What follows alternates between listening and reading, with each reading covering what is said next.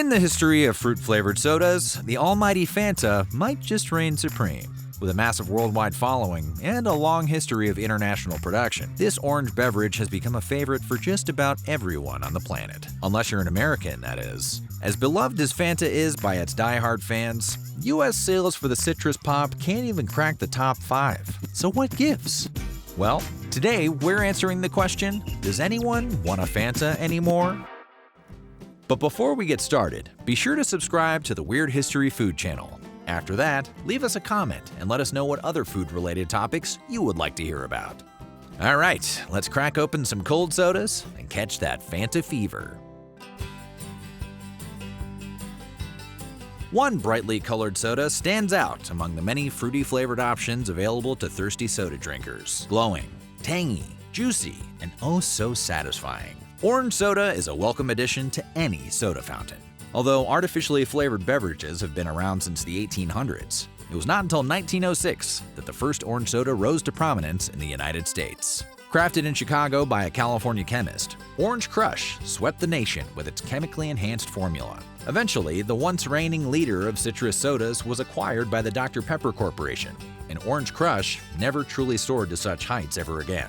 But fortunately for the rest of the world, another orange soda option became readily available outside of the United States. Debuting to Greater Europe in the 1950s, Fanta was introduced overseas by the American-owned Coca-Cola Corporation, quickly a hit with post-war countries across the continent. Coca-Cola then pushed their orange soda all over the map.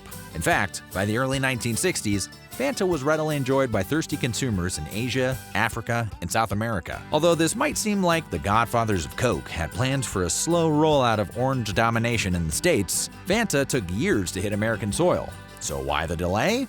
Well, it's complicated. I can explain.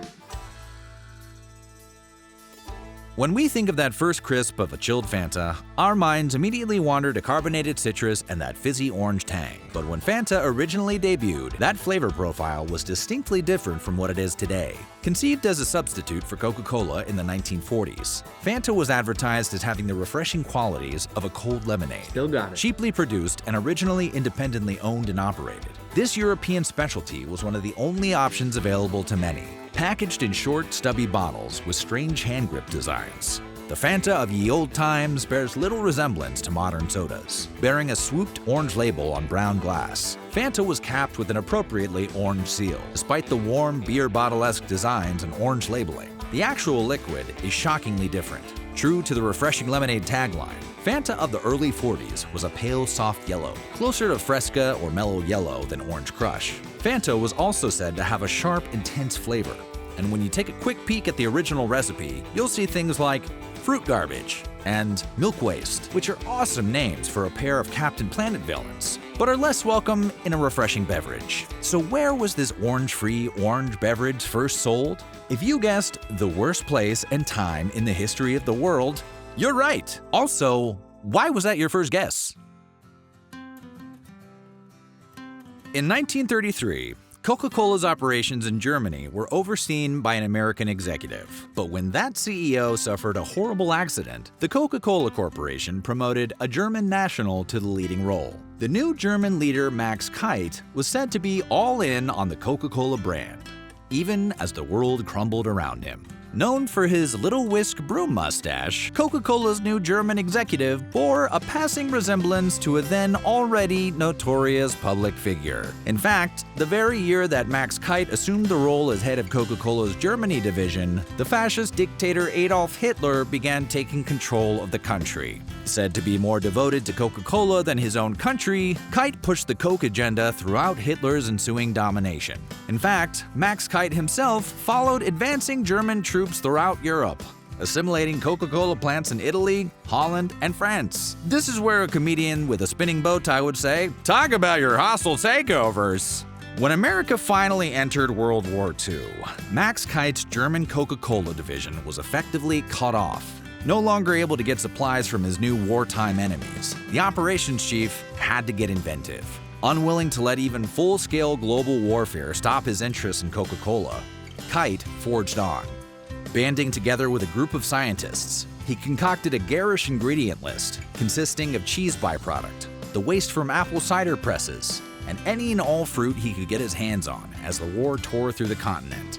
Unable to call this new experiment Coca-Cola, Kite instead chose Fanta as a play on the idea of fantasy, as a reflection of the grim surroundings in which it was originally brewed.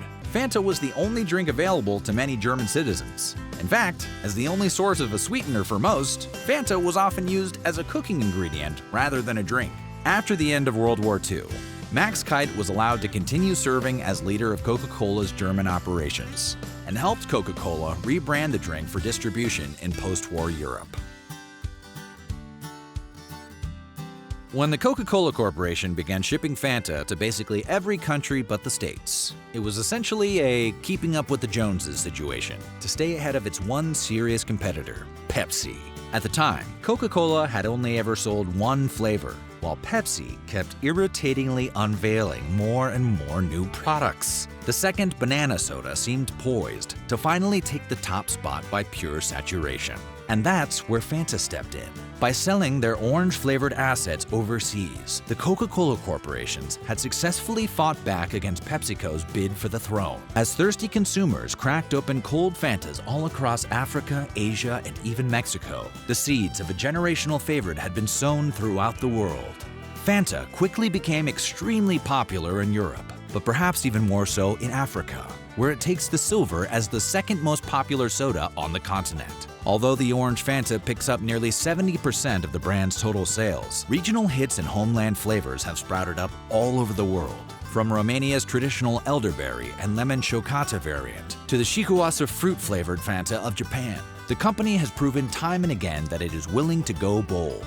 Occasionally, they have even dropped the Fanta label for local flavors in disguise. Briefly dubbed Lilt on the British Isles, Fanta eventually rebranded their tropical UK soda as simply Fanta Pineapple.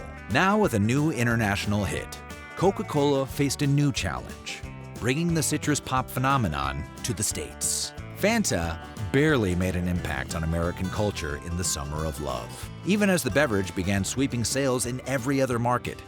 As a result, despite making stacks of cash on an international scale, the company was almost completely reluctant to ship to the US. Although the soda was originally gate-kept by its parent company, Fanta eventually found its way to the States as more and more people began emigrating from Europe. Slowly but surely, American Fanta sodas have evolved over the years to include a wide variety of flavors like grape, pineapple, strawberry, peach, and blue? While these attempts at novel variants surely excited some, American Fanta fans never get the juicy justice they deserve. Salty lychee and watermelon Fantas, exclusive to Japan. Thailand's own banana-based green soda Fanta. The flavors are gonna be pineapple, orange, and banana. The Chinese jasmine peach. The passion fruit punch goodness of Europe's Fanta Exotic. The list goes on. I like that. But for Americans seeking new flavors, you're either relegated to a trip to Atlanta's World of Coca-Cola or the disastrous caramel apple Beetlejuice collab. Despite Fanta's stateside shortcomings, the company put together an ad campaign that made sure everyone remembered the Fanta vibes for life. Invasion of the Fantanas! Debuting in 2002, the minds at Coca-Cola's advertising division pulled out all the stops for the Fantana takeover. Featuring 4 stunning high-steppers, the Fantanas were created in the early aughts as a sort of soda pop supergroup. With their shimmy shakes and earwormy tune, Wanta Fanta became one of the most enduring jingles of the decade. And now, it's in your head.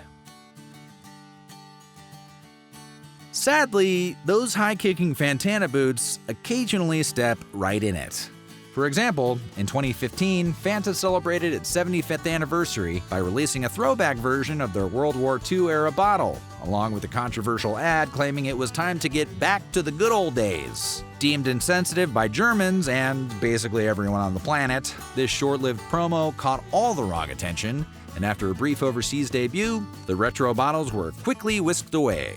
The brand caught another storm of controversy when it was discovered that Orange Fanta was made with real citrus juice in every market except for the United States. The beverage contains varying levels of sugar and juice across every country, but with high fructose corn syrup and a wickedly artificial tang, the American Fanta is clearly the weakest link.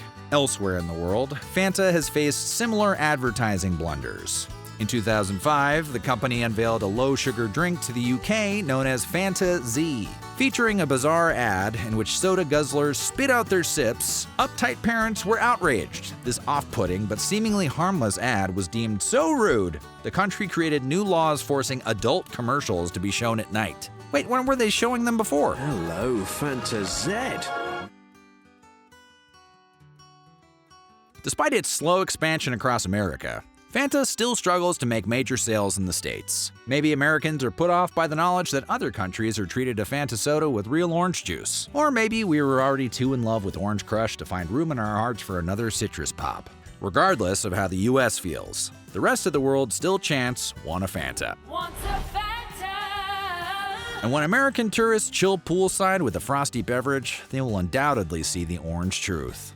Because when you look at the worldwide soda sales of today, Fanta still holds rank as one of the most popular soft drinks around the globe.